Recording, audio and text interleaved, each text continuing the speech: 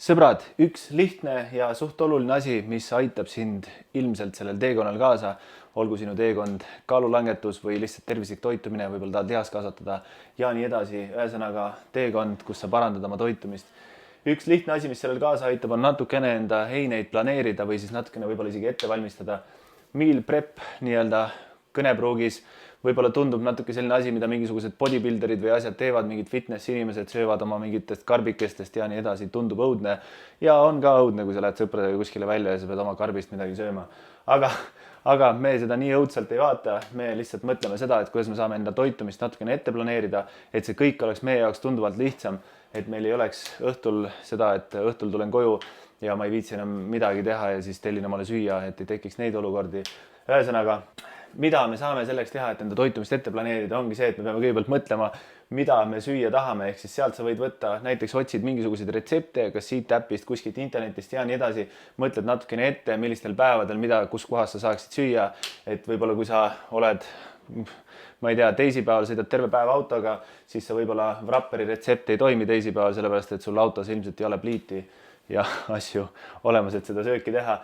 Ja siis võib-olla võtad lihtsalt taldriku reegli, ehk siis teed omale mingisuguseid eineid, mis ei olegi ühegi retseptiga, vaid lihtsalt selle nii-öelda klassikalise mingisuguse taldriku reegliga paned mingisuguse valguallika, köögiviljad, rasvad, süsivesikud, võib-olla mingisugused puuviljad ja võid isegi omale joogid ette planeerida, et ei tekiks mingisuguseid emotsionaalseid jookide ostmisi. Mõne jaoks tähendab see, et ta teeb endale kodus hommikul võib-olla kohvi termosesse kaasa, et ta ei võtaks mingisugust pumpkin spice lattet, mis on mingi 400 kalorit kuskilt tanklast. Mõne jaoks on see lihtsalt see, et võib-olla suhkruvaba Fanta sulle nii väga meeldib, aga igas kohas seda ei ole ja siis sa kipud ostma suhkruga Fantat. Võib-olla siis sa paned endale näiteks suhkruvabasid Fantasid, ostad nädalaks ette või ostad veepudeleidki kas või endale nädalaks ette. Et mis iganes see joogi ette planeerimine sinu jaoks tähendab, see olgu sinu enda asi. Siit, kui me oleme välja mõelnud, mida me enam-vähem süüa tahame ja kus, mida loogiline meil süüa oleks, siis me peame ka mõtlema, kuidas neid asju vajadusel kaasas kanda või hoiustada. Tavaliselt ma olen kasutanud IKEA karpe, ma kohe näitan. Mul on kõik karbid praegu kasutuses, aga sellised klaasist karbid, neid saab isegi ahju panna ja nii edasi. Nendesse on hea lihtne endal neid sööke teha, siin on makaronid sees. Ühesõnaga mingi lihtne süsteem, mida sa saaksid lihtsasti pesta ja nii edasi, kus sul oleks lihtne neid toite kaasas kanda.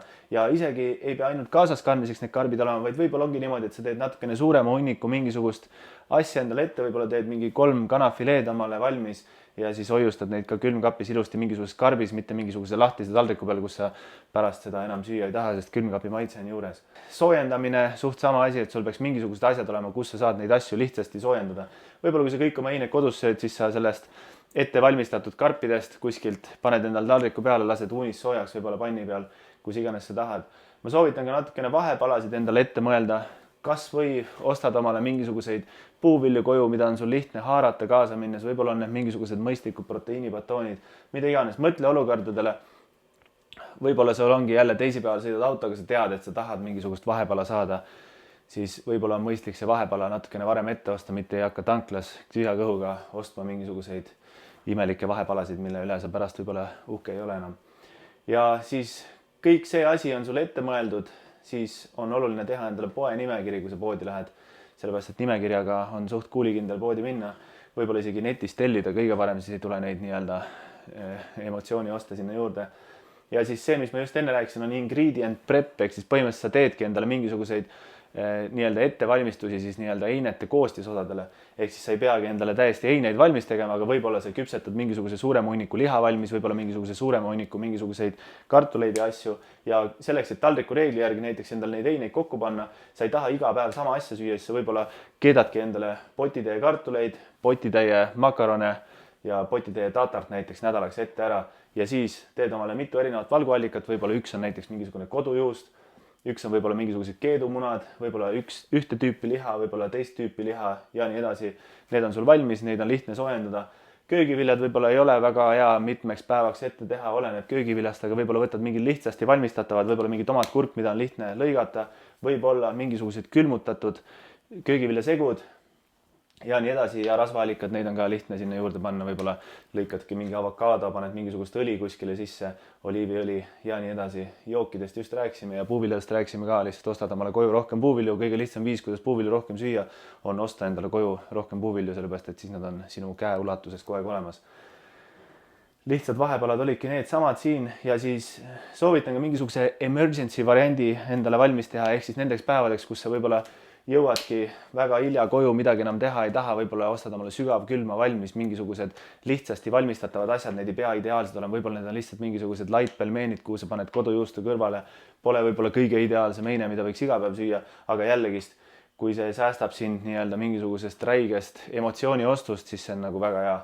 Ja ma arvan, et nendel light pelmeenidel aeg-ajalt ei ole midagi hullu ka, veel eriti kui sa paned siin natuke valku juurde, võib-olla sööd mingisuguse puuvilja magustoiduks, võib-olla see köögivilju ei hakka pelmeenide kõrvale panema, võib-olla paned, aga jah, et siis sa saad nii-öelda puuviljaga võib-olla ennast säästa, save ida ja siis ongi oluline siit samast edasi rääkida kohe sellest, et me üritame asjad võimalikult lihtsad hoida, veel eriti kui sa alustad ja sul ei ole seda nii-öelda rütmi sees, siis lihtsalt tee kõik asjad võimalikult lihtsad, sa ei pea hakkama kuskilt Nõmme turult mingisuguseid orgaanilisi Viljandis kasvatatud köögivilju ostma, võta mingisugused lihtsad köögiviljasegud, mida sul on lihtne teha, vahet pole, kui sitt su tuju on, kui hea päev on, sul on lihtsalt 2 minutiga need köögiviljad valmis.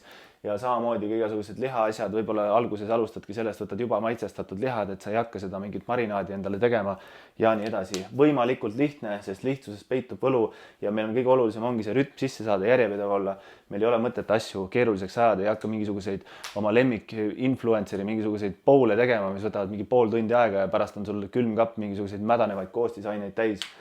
Vot, ja siis ongi siit edasi mingisuguse rutiini või graafiku võiks endale tekitada. Võib-olla sa teed mingisugused kindlad päevad, kus sa teedki poes käigu, ettevalmistused ja nii edasi. Või lihtsalt on sul see rutiin sees, et sa teed õhtul lihtsalt omale homseks mingisugused asjad valmis.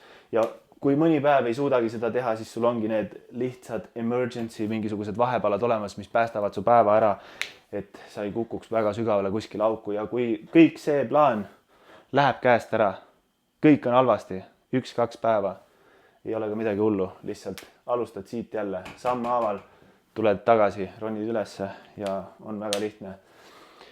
Kõik jäävad põhjas ära ja ma arvan, et see paar päeva põhjas käik ei ole midagi hullu pikas perspektiivis ja oluline on lihtsalt see, et sellest põhjast ka välja tulla. Vot selline on niisugune lihtne plaan meal prepiks. Edu!